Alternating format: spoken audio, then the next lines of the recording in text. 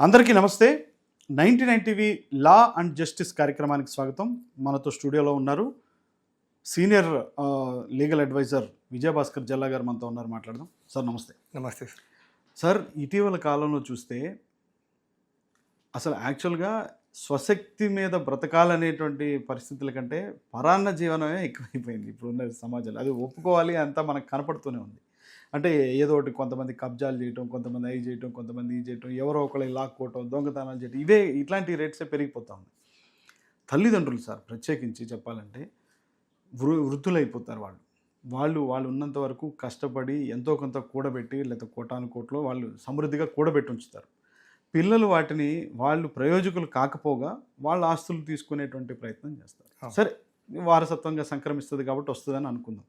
కానీ తల్లిదండ్రులు ప్రేమతో నా పిల్లలే కదా అని చెప్పి వాళ్ళకి దారాదత్తం చేస్తూ ఉంటారు, ఇచ్చేస్తుంటారు. లేదంటే కొంతమంది వాళ్ళని తీసుకెళ్ళి ఓల్డేజ్ హోమ్లో జాయిన్ చేయటం. వాళ్ళకి కనీసం వాళ్ళు సంపాదించిన సొమ్ము వీళ్ళకి ఇస్తే ఒక 10 రూపాయలు కరెక్ట్గా ఏదన్నా తెచ్చుకోవాలన్నా కానీ వాళ్ళు నీకు 10 రూపాయలు ఎందుకు, అవసరం లేదు కదా అని అనేటువంటి పరిస్థితులు వస్తున్నాయి.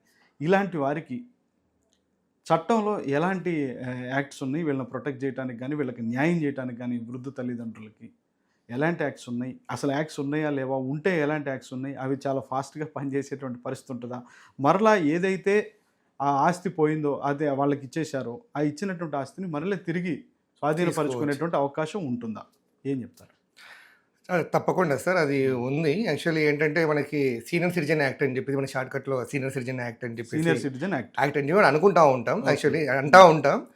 అయితే దాని పేరు వచ్చేసేసి the maintenance and welfare of parents and senior citizen act. పూర్తి పేరు maintenance and welfare of parents and senior citizen act అని ఒక చట్టం అనేది రావడం జరిగింది. ఈ చట్టం అనేది మీరు చెప్పిన ఏవైతే ఇష్యూస్ ఉన్నాయో అవన్నిటిని కూడా అడ్రస్ చేస్తుంది. ఈ చట్టంలో పరిష్కారం అనేది చూపించడం జరిగింది అనమాట. మీరు అన్నట్టు ఈ కాలంలో విలువలు లేవు, కుటుంబ విలువలు లేవు, ఏవి లేవు. గతంలో ఏంటంటే పేరెంట్స్ అనేది వాళ్ళు చనిపోయిన తర్వాత వాళ్ళ పిల్లలకి ఆస్తులు అనేవి సంక్రమించేవి.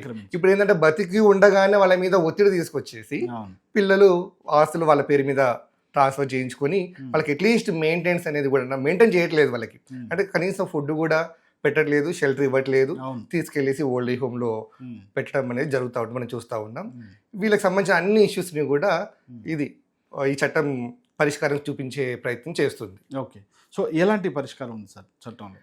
జనరల్గా ఏంటంటే సార్, ఇప్పుడు ఒక ఆస్తులు వాళ్ళ జీవితకాలం అంతా కష్టపడి పిల్లల్ని పోషించి తర్వాత ఆస్తులు వాళ్ళు సంపాదించుకుని పిల్లలకి వాళ్ళే ఇస్తారు, ఇష్టంతో ప్రేమతో వాళ్ళు ఇస్తున్నారు, వాళ్ళ పిల్లలే కాబట్టి. అంటే వాళ్ళ దాని వెనక ఉద్దేశం ఏముంటుంది? మాకు ఎవరున్నారు, పిల్లలే కదా, ఇస్తే ఏమవుతుంది, మరి మాకంటూ ఏమైనా ఉంచుకోవాలా అన్న స్వార్థం వాళ్ళకి రాదు.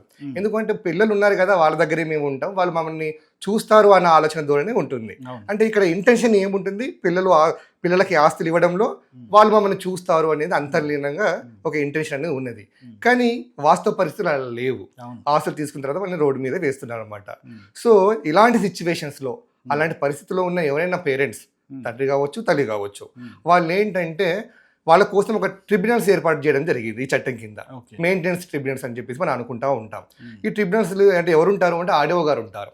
ఆ కన్సర్న్ ఏరియా ఎవరైతే ఆర్డీఓ గారు ఉన్నారో ఆయన మెయింటెనెన్స్ ఆఫీసర్.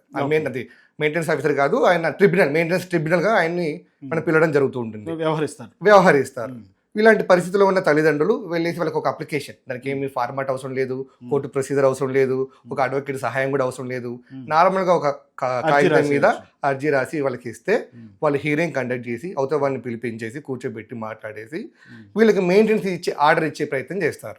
అంటే మీ తల్లిదండ్రులకి 2 ఉన్నారా, 3 ఉన్నారా, తల ఎంత ఇస్తారు అని చెప్పేసి వాళ్ళకి మెయింటెనెన్స్ పర్ మంత్ ఇంత ఇవ్వమని చెప్పేసి ఇదంతా ఆర్డీఓ సమక్షంలో జరుగుతుంది. మెయింటెనెన్స్ అంటే ఫుడ్ కావచ్చు, తర్వాత ఉండడానికి కావచ్చు, మెడిసిన్స్ కావచ్చు, ఇవన్నీ కూడా దాంట్లో కవర్ అవుతాయి.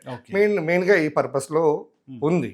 ఇదే కాకుండా ఆస్తులు ఇచ్చిన తర్వాత వాళ్ళు అన్యాయం చేసే కనుక ఆస్తులు తిరిగి పేరెంట్స్కి అప్పచెప్పేయడానికి కూడా ఏర్పాట్లు ఈ చట్టంలో అలాంటి ఛాన్స్ ఉందా సార్? ఉన్నది సార్. యాక్చువల్లీ ఈ చట్టం యొక్క సెక్షన్ 23 ఏం చెప్తుంది అంటే, జనరల్గా పేరెంట్స్ ఏం చేస్తారంటే గిఫ్ట్ డీడ్ చేస్తారు పిల్లలకి. గిఫ్ట్ డీడ్ ద్వారా మన ఆస్తులు అనేది పిల్లలకి ఇవ్వడం జరుగుతుందన్నమాట. ఆ గిఫ్ట్ డీడ్ని క్యాన్సిల్ చేసే ఫెసిలిటీ, అవకాశం అనేది ఈ చట్టంలో కల్పించడం జరిగింది సీనియర్ సిటిజన్ యాక్ట్లో. అయితే అది ఎవరు చేస్తారు? అదే ఆర్డీఓ గారు కేసును పరిశీలించిన తర్వాత ఆయన అవసరం అనుకుంటే గిఫ్ట్ డీడీని వీళ్ళ యొక్క రిక్వెస్ట్ మేరకు క్యాన్సిల్ చేయడం జరుగుతుంది.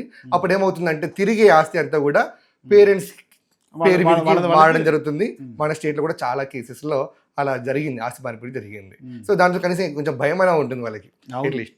ఉమ్.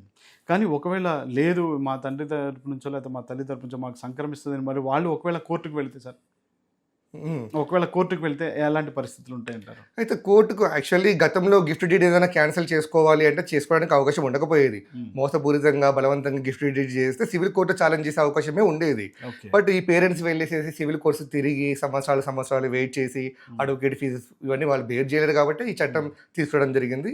ఈ చట్టంలో గిఫ్ట్ డీడ్ క్యాన్సిల్ చేసే ప్రొవిజన్ అనేది ఉన్నది. ఆడియో గారికి ఆ పవర్ ఇచ్చారు కాబట్టి ఏ కోర్టు అయినా కూడా దాన్ని ఆమోదించాల్సిందే. ఉమ్, కాకపోతే దానికి అప్పీల్కి వెళ్ళాలంటే కోర్టు లేదు. ఉమ్, ఇక్కడ ఉమ్, అప్పీల్కి వెళ్ళాలి అంటే కలెక్టర్ గారు అప్పీలేట్ అథారిటీ. ఓకే. ఆడియో గారి ఆర్డర్కి ఎవరికైనా నచ్చలేదు అంటే, ఉమ్, న్యాయం జరగలేదు అంటే ఏదైనా పార్టీ, ఇటు పేరెంట్స్ కావచ్చు ఇటు పిల్లలు కావచ్చు, ఉమ్, కలెక్టర్ గారి దగ్గర అప్పీల్ పెట్టుకోవచ్చు. ఉమ్, కలెక్టర్ గారు దాన్ని మళ్ళీ పునఃపరిశీలించి ఉమ్, అవసరమైతే అదే ఆర్డర్ని కంటిన్యూ చేస్తారు, ఉమ్. లేదంటే దాన్ని మార్చే ప్రయత్నం మార్పులు మార్పులు చేర్పులు చేస్తారు. అంతే, అంత మటుకే అనమాట. సో ఇక్కడ ఒకవేళ ఏదైనా రాజకీయ నాయకులు కానీ లేకపోతే వాళ్ళంతా కొంత ఇన్ఫ్లుయెన్స్ ఏదన్నా ఎవరన్నా చేసే ప్రయత్నం, ఒకవేళ అధికారుల మీద ఒత్తిడి తీసుకొచ్చే ప్రయత్నం చేసినా ఇక్కడ చట్టంలో ఎలాంటి పరిస్థితి ఉంటుంది సార్? జనరల్గా అలాంటివి ఏమీ జరగవని మేము భావిస్తున్నాం. బట్ ఏంటంటే ఒకవేళ కింద ఆడియో దగ్గర అట్లాంటివి ఏమైనా ఇన్ఫ్లుయెన్స్ జరిగినా, లేదంటే ఏదైనా రీజన్ తోటి ఏదైనా కన్సిడర్ చేయకపోయినా కూడా అప్పీల్ అవకాశం అందుకే ఇచ్చారు. ఓకే. ఎవరికి? కలెక్టర్ గారికి. ఈవెన్ కలెక్టర్ గారిని కూడా అక్కడ ఏమైనా ఇన్ఫ్లుయెన్స్ జరిగిందని మీరు అనుకుంటే కనుక అక్కడ కూడా ఆర్డర్ వాళ్ళకి సాటిస్ఫై లేకపోతే కనుక హైకోర్టు అప్రోచ్ అవ్వచ్చు. ఓకే. కాబట్టి హైకోర్టులో కూడా మనం తీసుకెళ్ళొచ్చు. హైకోర్టు కూడా దాన్ని మళ్ళీ విచారించేసి ఆర్డర్ని మార్చడానికి అవకాశం అనేది ఉన్నది. ఓకే. కానీ వాస్తవంగా చూస్తే చాలామంది సీనియర్ సిటిజన్స్ అసలు వాళ్ళు బయటకు వెళ్ళడానికి ఓపికలు ఉండవు సార్ చాలామందికి. అలాంటిది వాళ్ళు ఆర్డీఓ దగ్గరికి వెళ్ళి ఆర్డీఓ కార్యాలయాలకు వెళ్ళి అక్కడ ఎక్కువసేపు పడిగాపులు పడాల్సినటువంటి పరిస్థితులు వస్తాయి. ఒకవేళ వీళ్ళు ఫలానా మేము ఇలా కంప్లైంట్ చేయడానికి వచ్చాము అని అంటే ఆర్డీఓ గారి దగ్గర నుంచి వెంటనే స్పందన ఉండేటువంటి అవకాశం ఉంటుందా?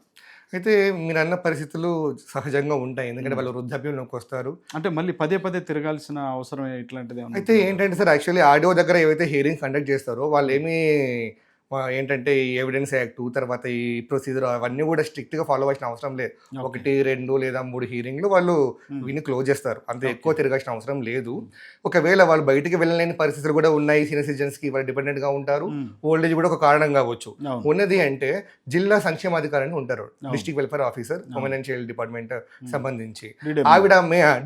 ఆవిడ మెయింటెనెన్స్ ఆఫీసర్గా ఉంటారు ఈ చట్ట ప్రకారం.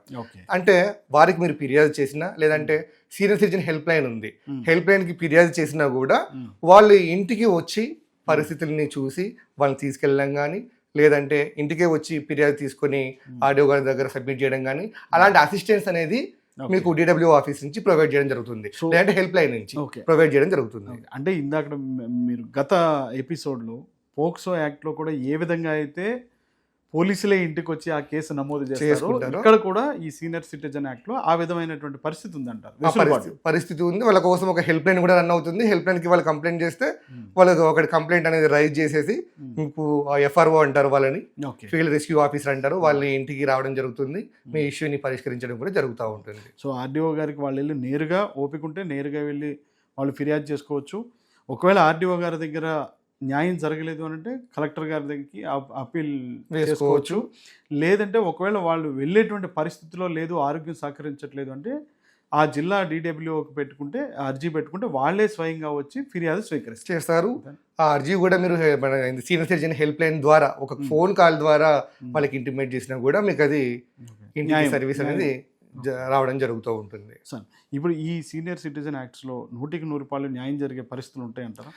అంటే మీరు ఎన్నో కేసెస్ చూశారు, జస్ట్ మీ ఒపీనియన్ అడుగుతున్నారు. న్యాయం జరుగుతుంది. ఇప్పుడు యాక్చువల్లీ మనం అంటాం కదా, న్యాయం అనేది ఆలస్యం అయితే అది న్యాయం కింద మనం కన్సిడర్ చేయలేము అని చెప్పేసి కోర్టులో జరిగేది అవన్నీ కూడా అదే జరుగుతూ ఉంటుంది.